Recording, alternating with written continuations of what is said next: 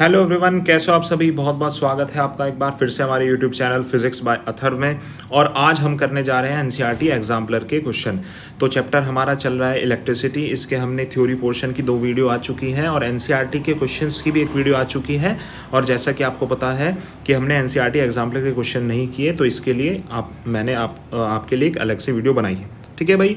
तो इस क्वेश्चन मैं आपको एक बात और बता देता हूँ कि भाई ये वाली वीडियो जो एनसीईआरटी एग्जाम्पलर की है ये भी 2 पार्ट में होने वाली है, क्योंकि इस चैप्टर के एनसीईआरटी एग्जाम्पलर के भी क्वेश्चंस काफ़ी सारे हैं। तो इसलिए मुझे आपको 2 वीडियो में इनको डिवाइड करके बनाना पड़ेगा। तो इस वीडियो में हमने एनसीईआरटी एग्जाम्पलर के 18 क्वेश्चन लिए हैं जो कि एमसीक्यूज़ हैं। ठीक है।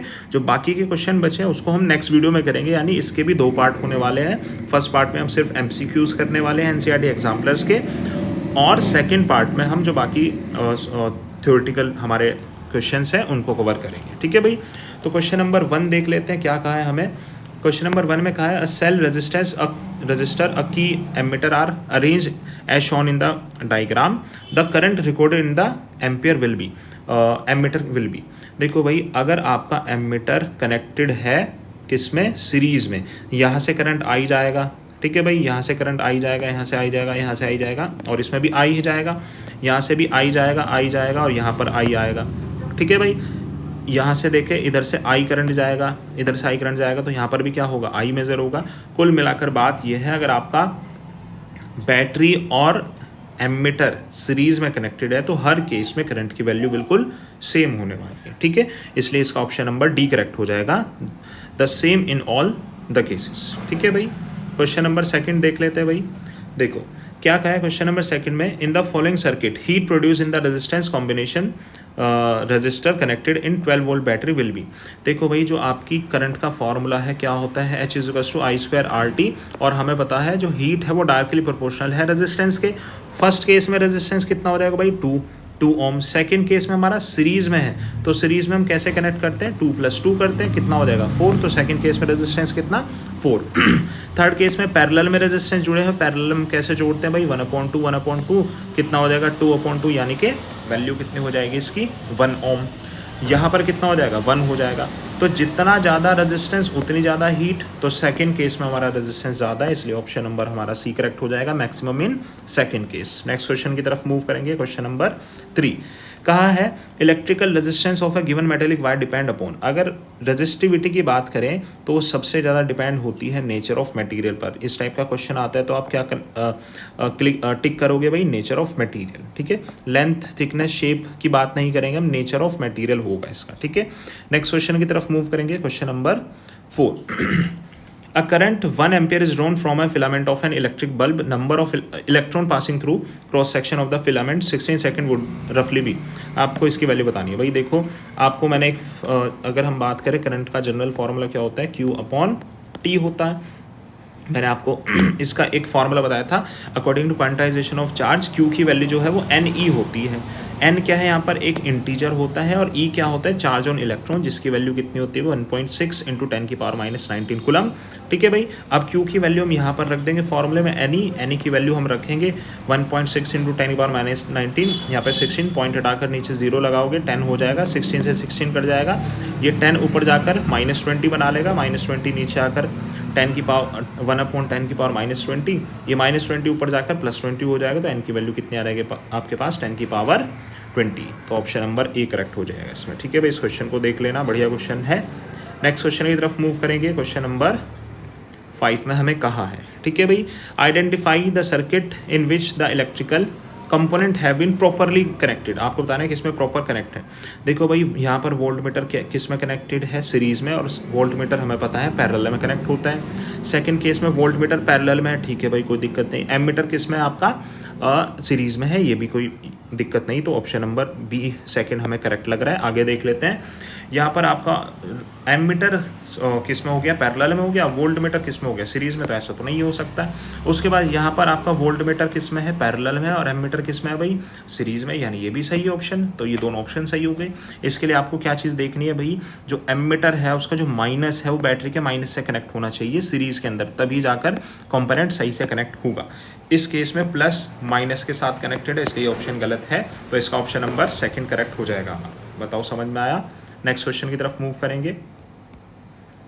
What is the maximum resistance can made using 5 register, each value इतना। तो भाई मैक्सिमम वैल्यू के लिए हम रेजिस्टेंस को किस में कनेक्ट करते हैं, सीरीज में कनेक्ट करते हैं। हमारे पास हर एक की वैल्यू कितनी है 1/5 और हमारे पास टोटल कितने हैं 5, तो हमारे पास फॉर्मूला ये हो जाएगा। इक्विवेलेंट निकालो कितना आ जाएगा 1 ओम आ जाएगा। आर मैक्सिमम की वैल्यू कितनी हो जाएगी 1, ऑप्शन नंबर डी आपका करेक्ट हो जाएगा। ठीक है भाई, नेक्स्ट क्वेश्चन की तरफ मूव करेंगे। Question number 6, what is the minimum resistance which can made using 5 register. हमें पता है मिनिमम वैल्यू रेजिस्टेंस के लिए हम किस में कनेक्ट करते हैं भाई, पैरेलल में कनेक्ट करते हैं। तो 5 रेजिस्टेंस है, हर एक की वैल्यू इतनी है, तो आर मिनिमम के लिए फॉर्मूला लगाएंगे हम रेजिस्टेंस वाला 1/1/5 ऐसे करके 5 लगाएंगे, उसको सॉल्व करेंगे, ये आ जाएगा 5/1 प्लस समथिंग, तो ये आ जाएगा 25 1/r मिनिमम, और इसको रेसिप्रोकल करेंगे तो कितना आ जाएगा R minimum is equals to 1/25। तो ऑप्शन नंबर इसका ऑप्शन नंबर बी करेक्ट हो जाएगा 1/25 ओम। ठीक है भाई, इसको देख लो। क्वेश्चन नंबर 7 है ये। नेक्स्ट क्वेश्चन की तरफ मूव करेंगे। क्वेश्चन नंबर 8 में क्या कहा है भाई, देखो ये सबसे भारी क्वेश्चन है, इससे भारी क्वेश्चन कोई हो नहीं सकता एग्जाम्पलर का। The proper representation of series combination cell obtaining maximum potential. भाई देखो आपको पता होगा कि जब सभी सेल एक डायरेक्शन में लगे हों सीरीज में तो पोटेंशियल क्या होती जाती है, प्लस होती जाती है। ऑप्शन नंबर 1 ही करेक्ट हो जाएगा। इस केस में देखो इसको मिटा देता हूँ मैं, ये भी करेक्ट नहीं होगा, ये भी सही नहीं है, ये भी सही नहीं है। ठीक है, इस केस में क्या हो रहा है भाई, इस केस में देखो बैटरी ये और ये दोनों उल्टी लगी हुई है, ये दोनों आपस में उल्टी है, कैंसिल कर देंगी। यहाँ पर भी ये दोनों अपोजिट है, ये भी अपोजिट है, कैंसिल कर देंगे दूसरों को, यहाँ पर भी अपोजिट है। एकमात्र ऑप्शन सही है ये वाला। ठीक है, ऑप्शन नंबर 1 करेक्ट हो जाएगा। नेक्स्ट क्वेश्चन की तरफ मूव करेंगे। Which of the following represent voltage. Voltage को कौन रिप्रेजेंट करता है, हमें पता है पोटेंशियल का formula V equals to P equals to VI, और V का फॉर्मूला क्या हो जाएगा P/I। पावर क्या होता है भाई, वर्क डन अपॉन टाइम, और नीचे क्या है I करंट, यानी V का फॉर्मूला क्या हो जाएगा आपका work done upon time into current, यानी option number 1 work done upon current into time. Next question की तरफ मूव करेंगे। क्वेश्चन नंबर 10, देखो भाई क्वेश्चन नंबर 10 में क्या कहा है। A cylindrical conductor of length L and uniform cross section area A has resistance R, another conductor of length 2L and resistance R of the same material has area of cross section. आपको area of cross section बताना है, क्योंकि same material है तो रो की value क्या रहने वाली है, सेम रहने वाली है। हमें पता है फॉर्मूला क्या होता है, R equals to rho L upon A, और रो का फॉर्मूला क्या हो जाएगा भाई, rho equals to R A upon L। First case के लिए रो का फॉर्मूला लगाएंगे तो R की वैल्यू R है, A की वैल्यू A है, L की वैल्यू L है, फॉर्मूला ये हो जाएगा rho equals to R A upon L। Second case में रो की value R A dash, area हमें नहीं पता है, और लेंथ बताई गई है 2L है, और रेजिस्टेंस तो सेम है R का R। ये हमारी फर्स्ट इक्वेशन, ये हमारी सेकंड इक्वेशन। फर्स्ट इक्वेशन और सेकंड इक्वेशन इक्वल रखेंगे तो R A upon L equal to R A dash upon 2L। अब A से A R से R कट जाएगा, L से L कट जाएगा, ये जो 2 है इधर मल्टीप्लिकेशन में चल जाएगा A के पास, तो 2A आ जाएगा आपका A डैश की वैल्यू, यानी जो नया एरिया है वो कितना हो जाएगा ट्वाइस, यानी ऑप्शन नंबर इसका कौन सा करेक्ट हो जाएगा, C ऑप्शन। ठीक है भाई, इस क्वेश्चन को भी आप एक बार देख लेना। नेक्स्ट क्वेश्चन की तरफ मूव करेंगे। क्वेश्चन नंबर 11 में क्या कहा है, देखो भाई। A student carried out an experiment, plot VI graph the 3 sample of nichrome wire, resistance R1 R2 R3 दिया है। Which of the following is true, आपको बताना है इन ऑप्शन में क्या सही है। तो according to Ohm's law V equals to IR, या फिर कहो IR is equals to V upon I, या फिर हम देख पा रहे हैं कि जो रेजिस्टेंस है वो करंट के इन्वर्सली प्रोपोर्शनल है, यानी अगर करंट की वैल्यू बढ़ेगी तो रेजिस्टेंस की वैल्यू घटेगी। तो देखो भाई फर्स्ट केस में देखो रेजिस्टेंस आपका ऊपर है, यानी करंट की वैल्यू ज़्यादा है क्योंकि Y एक्सिस पे करंट है, R2 उससे नीचे करंट की वैल्यू कम है, यानी यहाँ पर फर्स्ट केस में करंट की वैल्यू ज़्यादा है तो रेजिस्टेंस की वैल्यू क्या होगी भाई, कम होगी। करंट की वैल्यू ज़्यादा तो रेजिस्टेंस की वैल्यू कम, यानी R1 जो है सबसे कम होने वाला है compare to R2 and R3। तो R1 की वैल्यू सबसे कम होगी, फिर R2 होगा, फिर R3 होगा। तो ऑप्शन नंबर कौन सा करेक्ट हो जाएगा इसका भाई, ऑप्शन नंबर C करेक्ट हो जाएगा। ठीक है भाई, ऑप्शन नंबर C हो जाएगा इसका करेक्ट। R1 सबसे छोटा है, फिर R2 है, और फिर R3। समझ में आया। नेक्स्ट क्वेश्चन की तरफ मूव करते हैं। क्वेश्चन नंबर 12 में क्या कहा है पढ़ लेते हैं एक बार। If the current I through a resistance is increase by 100%, assume that the temperature remain unchanged, the increase in power dissipated will be, आपको इंक्रीज इन पावर बताना है कितना होगा। तो भाई पावर का फॉर्मूला हमें पता है P इक्वल्स टू I²R होता है। अब अगर करंट की वैल्यू 100% बढ़ी है, यानी 100% पहले था 100% बढ़ गई, यानी वो ट्वाइस हो गया है, 2 टाइम्स हो गया, ठीक है। और अगर हम पावर का फॉर्मूला यूज़ करें तो फॉर्मूला क्या होता है I²R। तो I की वैल्यू कितनी है 2I है, इस केस में स्क्वायर करोगे तो 2 का स्क्वायर 4 हो जाएगा, I²R। I² क्या है हमारे पुरानी वाली पावर है, तो जो नई पावर है 4 टाइम्स हो जाएगी। देखो भाई नई पावर 4 टाइम्स, तो इसका आप 400% मत लगा देना। अब अगर 4 टाइम्स हुई है, यानी 100% तो पहले थी, अब वो कितना बढ़ी कि 4 टाइम्स हो गई, 300% बढ़ी, तब जाकर वो 4 टाइम्स हो गई, ठीक है। तो क्वेश्चन में ये पूछा है इंक्रीज इन पावर डिसिपेटेड, तो कितना इंक्रीज हुआ है 300%, ठीक है भाई। नेक्स्ट क्वेश्चन की तरफ मूव करेंगे। क्वेश्चन नंबर 13 क्या कहा है, resistivity does not change. Resistivity कब चेंज नहीं होती, द मटेरियल इज चेंज, भाई अगर मटेरियल चेंज होगा तो रेजिस्टिविटी चेंज होगी, ये तो ऑप्शन नहीं है। द टेम्परेचर इज चेंज, भाई हमें पता है रेजिस्टिविटी टेम्परेचर पर डिपेंड करती है, तो ये भी ऑप्शन नहीं होगा। The shape of the register is change, भाई शेप का कोई लेना देना नहीं होता है रेजिस्टिविटी से, इसीलिए इसका ऑप्शन नंबर सी करेक्ट हो जाएगा। ऑप्शन नंबर डी भी पढ़ लेते हैं, both material and temperature are change, भाई ऐसा भी नहीं होगा, टेम्परेचर चेंज करोगे मटेरियल चेंज करोगे तो रेजिस्टिविटी तो चेंज होगी ही होगी आपकी, ठीक है। ऑप्शन नंबर इसका सी करेक्ट हो जाएगा। नेक्स्ट क्वेश्चन की तरफ मूव करेंगे। क्वेश्चन नंबर 14 में क्या कहा है, in an electric circuit 3 bulb A, B, C of rating 40, 60, 100 watt respectively are connected in parallel to an electric source, which of the following likely to be happen। भाई मैं आपको बता देता हूँ एक बार, अगर आपके जो बल्ब ले लेते हैं भाई, यहाँ पर मान लो बल्ब दिया है आपको, तो बल्ब है कोई या कोई भी आपका अप्लाइंसेस है, अगर वो कनेक्ट है पैरेलल में, तो वो अपने पावर के हिसाब से अपनी इंटेंसिटी को क्या कर लेगा, एडजस्ट कर लेगा। अगर वो पैरेलल में है, यानी जितनी ज़्यादा पावर उतनी ज़्यादा उसकी इंटेंसिटी होगी। बताओ बात समझ में आई क्या। कोई भी इंस्ट्रूमेंट पैरेलल में कनेक्टेड है तो जितनी उसकी पावर उतनी ही उसकी इंटेंसिटी होगी, ठीक है भाई। ऑप्शन नंबर 1 में क्या कहा है, brightness of all the bulb will be same. अब क्योंकि इनकी पावर अलग अलग है तो इंटेंसिटी सेम कैसे हो जाएगी, ऑप्शन नंबर 1 इसका करेक्ट नहीं होगा। ऑप्शन नंबर बी में क्या कहा है, brightness of the bulb A will be maximum, यानी इसकी ब्राइटनेस ज़्यादा होगी इससे, अब इसकी पावर कम है, इससे ज़्यादा कैसे हो जाएगी भाई, ठीक है। तो इसकी तो पावर कम है, तो यानी इसकी इंटेंसिटी कम होगी इससे, ब्राइटनेस को या इंटेंसिटी को। ऑप्शन नंबर बी भी इनकरेक्ट है।